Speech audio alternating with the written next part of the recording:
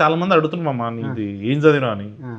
So వాళ్ళకి అప్పట్లో నవీన్ చెప్పిండు కదా జీవితాన్ని చదివిండు అని.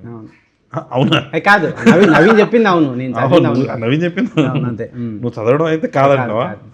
లేదు లేదు మమ్మ నువ్వు చదివినావు నువ్వు, లేకపోతే ఆటో వాడికి అన్నం పెట్టిస్తానని చెప్పి, లేకపోతే ఈడెవడ వాడు 50 రూపాయలు తగ్గించుకోకుండా 75 రూపాయలు ఒక్క పెట్టించుకుంటూ చూడు, అస్సలు మామూలు మ్యాటర్ కాదు అది.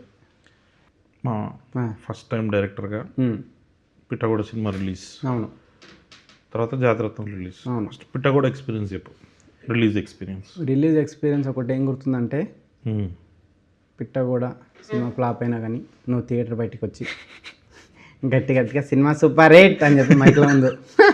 ఆ వీడియో దొరకదు యూట్యూబ్లో, అట్లా మేనేజ్ చేసి ఆ వీడియో దొరికితే బాగుంటుంది. కానీ నాకు మస్తు నచ్చింది మామ నాకు సినిమా. లేదు మామ, అంటే మన బ్యాచ్లో ఒక డైరెక్టర్ అయ్యిండు, ఆడి సినిమా ఫినిష్ చేసిండు. కానీ ఫస్ట్ మంచిగా అనిపించింది, కానీ జనాలకు అసలు దొరకదు తెలుసా మామ అది. ఏమో అంటే పెట్టకూడదు, చాలా మంది అడుగుతారు, మస్తు బాగా అనిపిస్తుంది. అంటే జనరల్గా అసలు ఫీల్ అయినావా, ఫ్రెండ్ ఒకటి పాపం సినిమా తీసిండు ఫ్లాప్ అయిందన్న ఫీలింగ్ ఉందా నీకు?